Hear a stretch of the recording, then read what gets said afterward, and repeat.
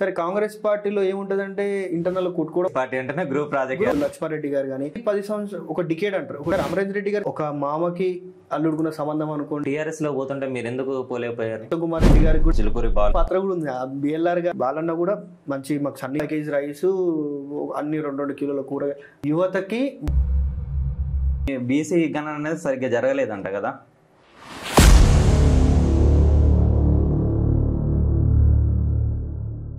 Youth అంటున్నారు. అసలు రాజకీయ నాయకులు అనేటోడు ప్రతి ఒక్కరు యూత్ తిప్పుకుంటాడు. కానీ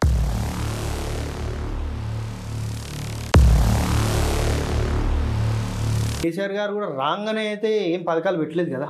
ఇన్ ద సెన్స్ పెట్టుండొచ్చు అని. సరౌండ్ కట్ట చుట్టూ పెద్ద పెద్ద బిల్డింగ్లు ఉన్నాయి. ఒక్క బిల్డింగ్ నన్నా టచ్ చేశారా? రాజకీయాలకు రండి కావాలి ఎమ్మెల్యే. ఇప్పుడు అందరూ యువకులు రాజకీయాలు రావాలంటే యువకులు పనిచేస్తానికి రాజకీయాలకు వచ్చేది అంటే నాయకుని పక్క నుండి పనిచేయాలి. అవును, కానీ మా అజెండా